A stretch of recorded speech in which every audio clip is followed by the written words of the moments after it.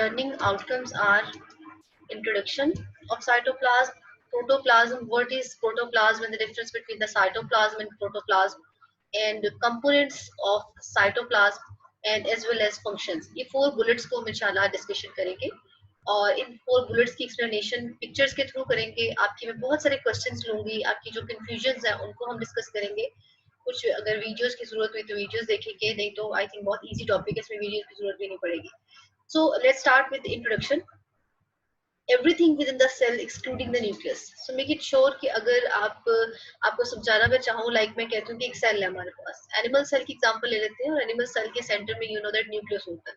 अब न्यूक्लियस की outer membrane को न्यूक्लियर मेम्ब्रेन कहते हैं, यू नो दैट ना, और सेल की आउटर मेम्ब्रेन को सेल मेम्ब्रेन कहते हैं. तो cell membrane to nuclear membrane जितना एरिया आता है, जैसे मैंने ग्रीन एरो से बताया हुआ, इसको हम साइटोप्लाज्म कहते हैं. कि जो फ्लूइड लाइक मटेरियल है इसको that fill the cell membrane to the nuclear membrane area, this is known as a cytoplasm. तो साइटोप्लाज्म में एक्सक्लूड कर रहे हैं, निकाल रहे हैं, माइनस कर रहे हैं, इसमें न्यूक्लियस इंक्लूड नहीं होता. तो सेल के अंदर कंप्लीट जो भी चीजें प्रेजेंट है वो सारी साइटोप्लाज्म में आएंगी, बट वहां से हम न्यूक्लियस निकाल देंगे. सो न्यूक्लियस को ऐड करेंगे तो प्रोटोप्लाज्म हो जाएगा, बट न्यूक्लियस को अगर निकाल देंगे तो हम इसको साइटोप्लाज्म कहेंगे. So everything within the cell excluding the nucleus, everything within the cell excluding the nucleus is known as cytoplasm. की डेफिनेशन है साइटोप्लाज्म की. एंड साइटोप्लाज्म के बारे में फर्दर हम क्या देखेंगे, फ्लूइड लाइक सब्सटेंसेस है which fill the area between the cell membrane and nucleus and it contain all organelle in it. And organelles के नाम अगर मैं आप लोगों को क्लास में होती तो डेफिनेटली मैं कहती हूँ हर बच्चा मुझे दो ऑर्गेनेलेस के नेम बताए. लाइक क्लोरोप्लास्ट है, गोल्जी बॉडीज है, एक्टोप्लाज्म रेटिकुलम है, उसके बाद राइबोसोम्स है, माइक्रोट्यूब्यूल्स है. तो ये सब ऑर्गेनेले जो है वो भी साइटोप्लाज्म इसी फ्लूइड लाइक मटेरियल के अंदर प्रेजेंट होते हैं. So it controls the inclusions such as the insoluble waste and storage product. बहुत इंपॉर्टेंट ये कॉन्सेप्ट है. ये जो बुलेट नंबर 4 है डायग्राम के नीचे थर्ड बुलेट बताया जा रहा है, इसमें वेरी इंपॉर्टेंट है कि ऑर्गेनेले तो प्रेजेंट है साइटोप्लाज्म में, लेकिन इसके अलावा इसमें कुछ और इंक्लूजन्स होती हैं. लाइक इनसॉल्युबल वेस्ट भी है और कुछ फूड भी है, स्टोरेज प्रोडक्ट भी साइटोप्लाज्म के अंदर ही डंप हुई होती है. सो इस स्लाइड पे भी क्या समझ आया इसकी definition, everything within the cell excluding the nucleus. Nucleus को निकाल के बाकी सब चीजों को हम साइटोप्लाज्म कहते हैं. साइटोप्लाज्म की नेचर कैसी होती है, it is a fluid like material, like water like material, fluid like material which fill the area between the cell membrane and nucleus. कोई आपसे इसकी लोकेशन पूछे, इसकी पोजीशन पूछे, किस जगह पे ये प्रेजेंट है या इसकी बाउंड्री कहाँ से स्टार्ट होती है, कहाँ एंड हो रही है, तो आपने कहना सेल मेम्ब्रेन से स्टार्ट होता है इनर साइड से और न्यूक्लियस तक इसका जो है एरिया जो ग्रीन एरो नजर आ रहा है ये सारा ब्लू कलर का हमारे पास साइटोप्लाज्म होता है. एंड इट कंटेन, इसके अंदर क्या क्या होता है, इसके अंदर ऑर्गेनेले भी प्रेजेंट होते हैं और इसके अंदर ऑर्गेनेलेस के अलावा कुछ इंक्लूजन्स भी प्रेजेंट होती हैं और कुछ इनसॉल्युबल वेस्ट मटेरियल भी इसी में डंप होता है, कुछ स्टोरेज फूड लाइक प्रोडक्ट्स भी इसी एरिया में प्रेजेंट होती है. अब वन बाय वन हम इन चीजों को डिस्कस करते हैं और प्रोटोप्लाज्म को पहले हम डिफरेंशिएट कर लेते हैं साइटोप्लाज्म से. साइटोप्लाज्म इज समथिंग एल्स और प्रोटोप्लाज्म और ये दोनों दो डिफरेंट चीजें हैं. अब अभी हमने साइटोप्लाज्म में पिछली स्लाइड में क्या पढ़ा है कि अगर हम उसमें से न्यूक्लियस को माइनस कर दें, न्यूक्लियस को एक्सक्लूड कर दें, सेल की इनर साइड पे जितना भी उसके अंदर मटेरियल है उसमें से अगर हम न्यूक्लियस को एक्सक्लूड कर दें तो उसको हम साइटोप्लाज्म कहते हैं. बट अगर मैं न्यूक्लियस को इंक्लूड कर दूं, उसमें ऐड कर दूं तो प्रोटोप्लाज्म होगा. तो cytoplasm plus nucleus is known as protoplasm. So cytoplasm plus nucleus is known as a protoplasm. तो मैम अगर साइटोप्लाज्म में न्यूक्लियस ऐड कर दिया जाए तो हम इसको प्रोटोप्लाज्म कहते हैं. अगर हम सेल की इनर साइड पे न्यूक्लियस एक्सक्लूड कर दें बाकी एरिया को हम कंसीडर करें तो वो सिर्फ साइटोप्लाज्म होगा. सो हम ये भी कह सकते हैं कि cytoplasm is a part of protoplasm. Nucleus plus cytoplasm is known as a protoplasm. So living content of cell भी इसको बोला जाता है. और एज वेल एज अगर हम यहाँ पे देखें तो मैं डायग्राम में साइटोप्लाज्म नजर आ रहा है आपको, मैं यहाँ पे एक कलर सेलेक्ट कर लेती हूँ ताकि हम साथ साथ उसको हाईलाइट कर सकें. सो एक कलर चूज कर लेते हैं यहाँ से और मैं कलर चूज करना चाहूंगी यहाँ पे रेड.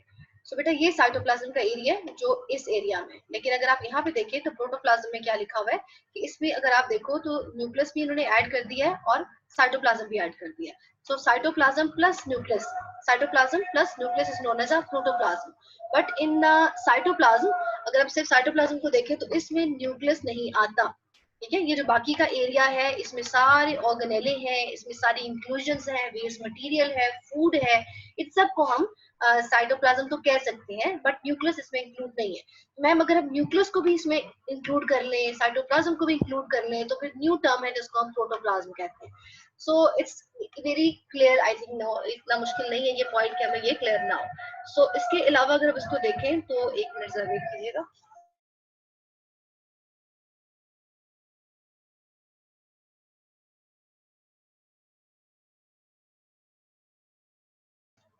हाँ जी, ओके। सो इसके अलावा नेक्स्ट में अगर मैं प्रोटोप्लाज्म और साइटोप्लाज्म, आई थिंक क्लियर हो गया। पिछली स्लाइड में हमने जो डिस्कशन किया उसको देख लेते हैं और फिर हम उसको इससे कंपेयर कर लेंगे नेक्स्ट स्लाइड में।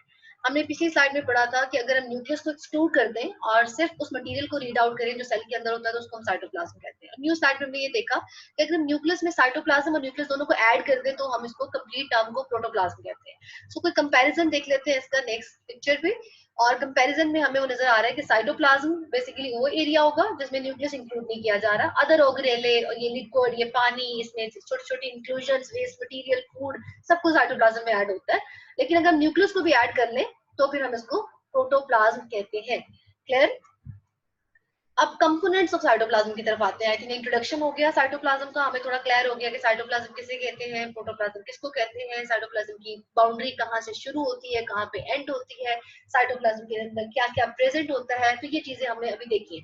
अभी फर्दर हम साइटोप्लाज्म के ऊपर रिसर्च करेंगे बिकॉज यू नो दैट हमारा टॉपिक ही साइटोप्लाज्म है। तो इसके ऊपर हम थोड़ी डिटेल में जानना चाहते हैं और देखना चाहते हैं कि साइटोप्लाज्म के कंपोनेंट्स कितने हैं, इसके कितने हिस्से हैं, इसकी क्या वर्किंग है, इसके क्या फंक्शंस है, इसका क्या रोल है, क्या इंपॉर्टेंस है हमारे सेल के अंदर, इसके अंदर वाटर कितना होता है, इसकी कॉम्पोजिशन क्या है। तो कंपोनेंट्स ऑफ साइटोप्लाज्म में पहले बात करते हैं। तो इसके दो कंपोनेंट, ठीक है, ये शॉर्ट क्वेश्चन आ सकता है आपको।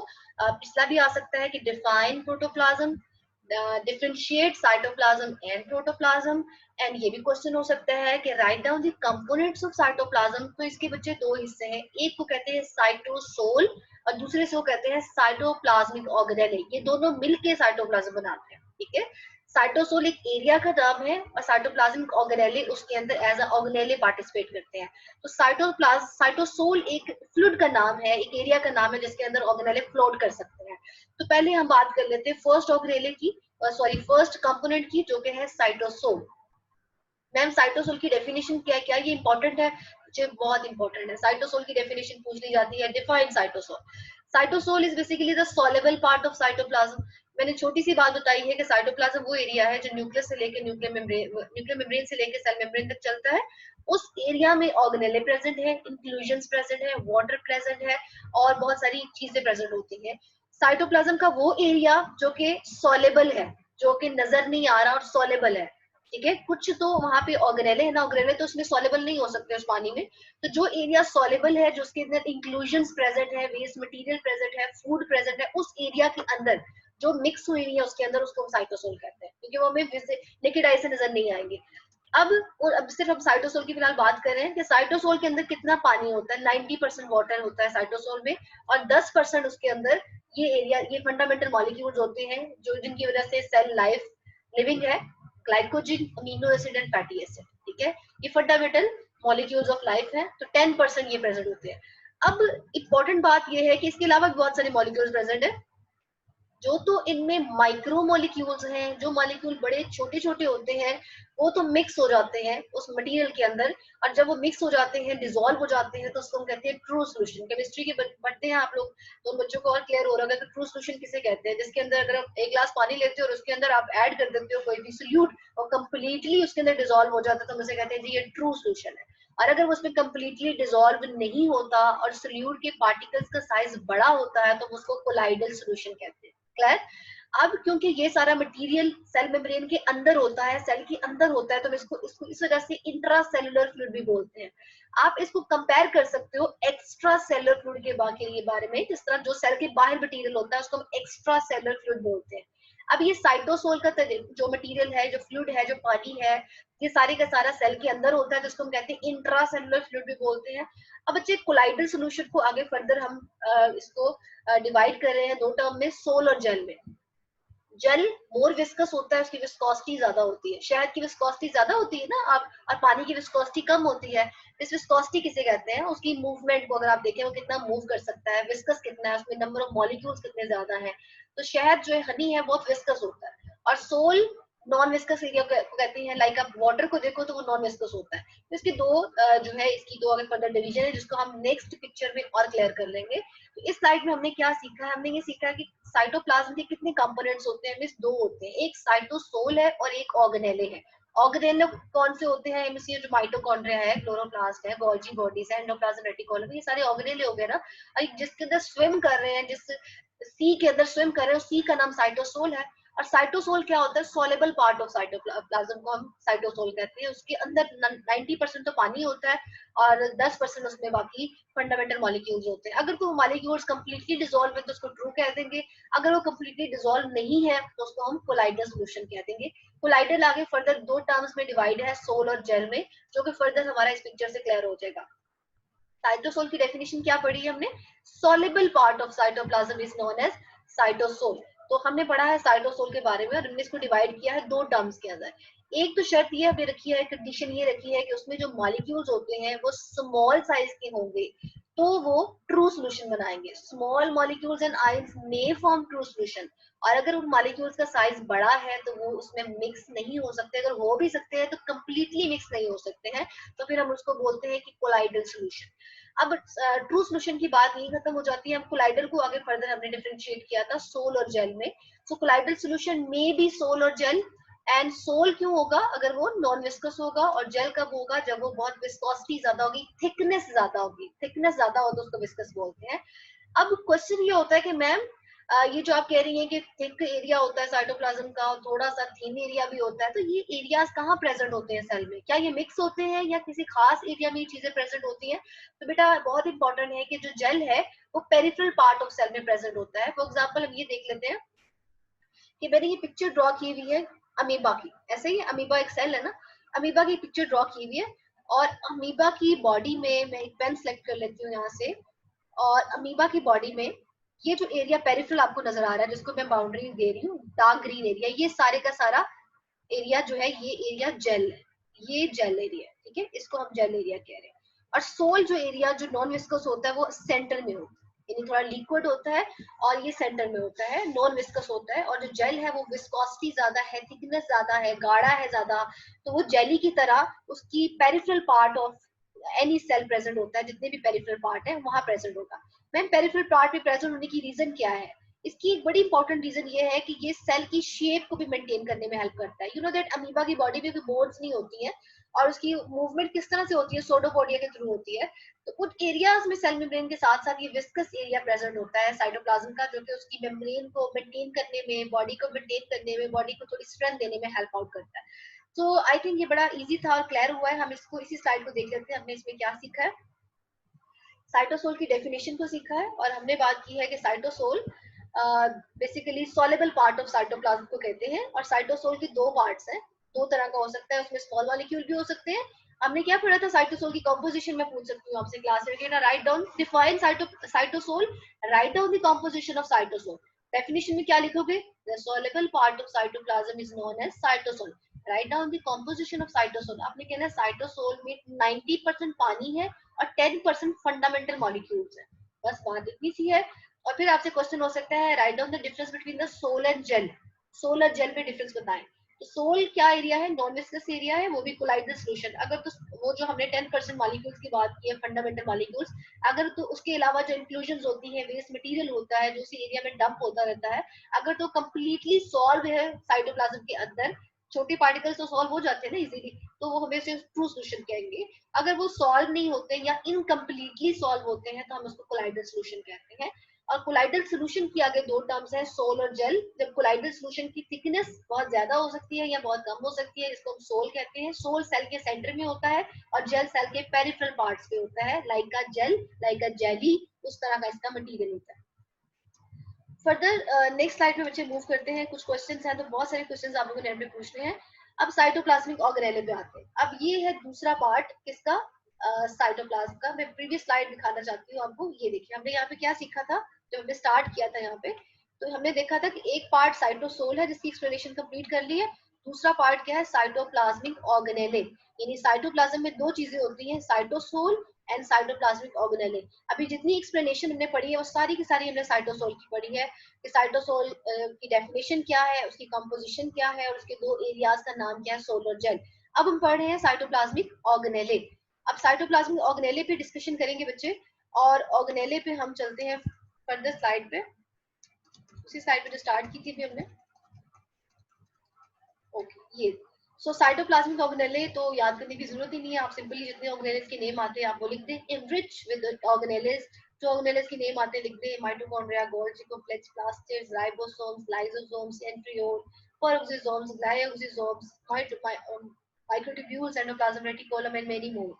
ठीक है, और मैम कितने लिख सकते हैं, सारे लिखें जरूरी है, कितने लिखें, मैक्सिमम 3 लिखते हैं, 4 लिखते हैं, 5 लिखते हैं, और मेक श्योर कि स्पेलिंग से गलती ना हो और वो बिल्कुल ठीक लिखे हुए हो। तो पहले एरिया में साइटोसोल है, और वो एरिया जहाँ पे जो कंटेन कर रहा है डिफरेंट जो है सब्सटेंसेस को, और दूसरा एरिया जो है उसके ऑर्गेनेल है। सो इसके फंक्शंस की तरफ मूव करते हैं कि मैम साइटोप्लाज्म के क्या फंक्शन होते हैं, इसकी क्या इंपॉर्टेंस है कि अगर ये सेल में प्रेजेंट है तो इसकी इंपॉर्टेंस क्या है, यानी ये किस तरह से सेल को हेल्प आउट करता है, किन फंक्शंस में हेल्प आउट करता है, या सेल के अंदर अगर हम बात करते हैं कि साइटोप्लाज्म प्रेजेंट होता है तो उसकी क्या वैल्यू है। ऑर्गेनेल्स तो पता है ना, एक ही ऑर्गेनेल काम कर रहा है, माइटोकॉन्ड्रिया एटीपी प्रोड्यूस कर रहे हैं, गोल्गी बॉडीज, एंडोप्लाज्म रेटिकुलम अपनी फंक्शनिंग कर रहे होते हैं, लेकिन साइटोप्लाज्म का क्या रोल है। हम तो इसको बस ऐसे सिंपली समझते हैं कि शायद ये फूड है, तो क्या इसका भी कोई रोल है सेल में। डेफिनेटली ये सेल का कंपोनेंट है, उसका भी रोल है। इसका रोल ये है कि as a store house for vital chemicals की तरह काम करता है, जिसमें बहुत सारे केमिकल्स स्टोर रहते हैं, तो जस्ट लाइक अ स्टोर हाउस, उस एरिया पे स्टोर हाउस की तरह ये परफॉर्म करता है। लाइक ग्लूकोज मॉलिक्यूल्स जो है वहां पे रहते हैं उस एरिया में, जिसे हम साइटोप्लाज्म कहते हैं। Site for certain metabolic pathway such as glycolysis.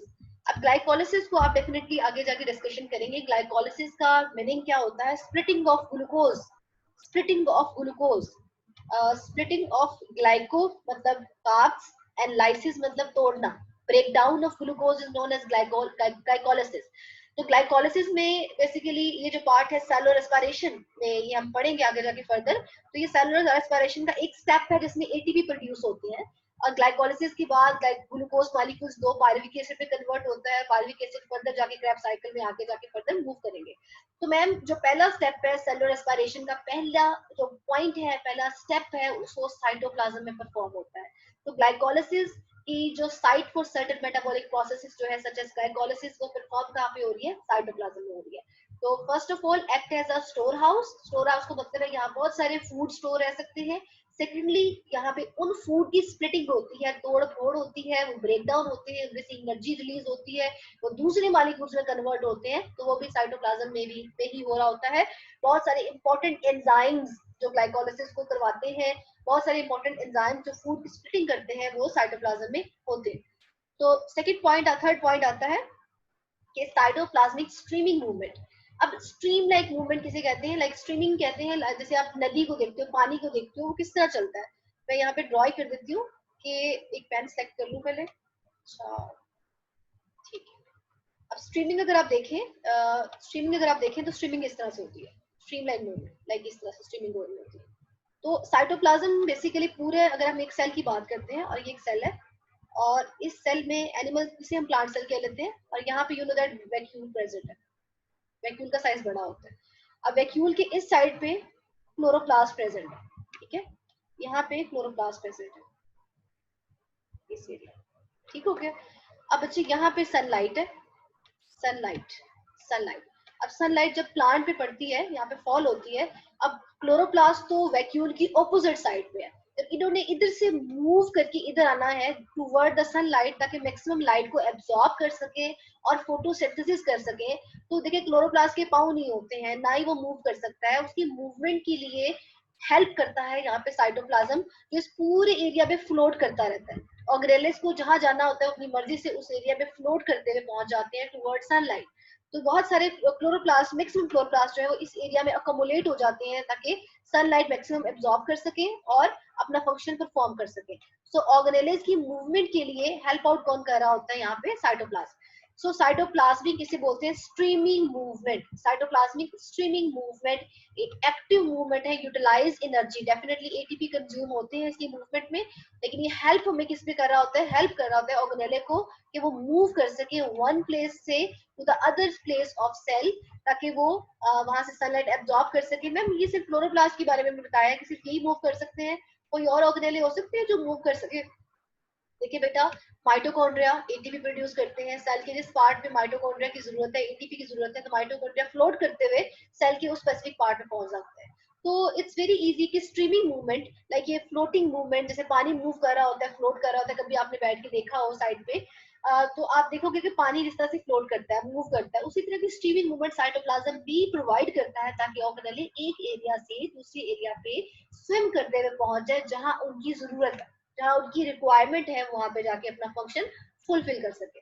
So it's very easy. 4 point में इसकी क्या इंपॉर्टेंस है, साइटोप्लाज्म कंटेन सेवरल ऑर्गेनेले, यस ये भी तो इसका फंक्शन है ना, ये ऑर्गेनेले होल्ड करता है, ये स्ट्रीमलाइन मूवमेंट देता है, ये ग्लाइकोलाइसिस परफॉर्म करता है, ये स्टोर हाउस है।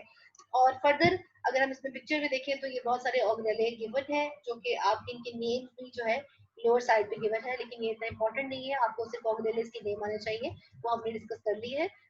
असाइनमेंट में अगर आप पिक्चर लेना चाहें अपनी, आप नोट्स बना रहे हो तो आप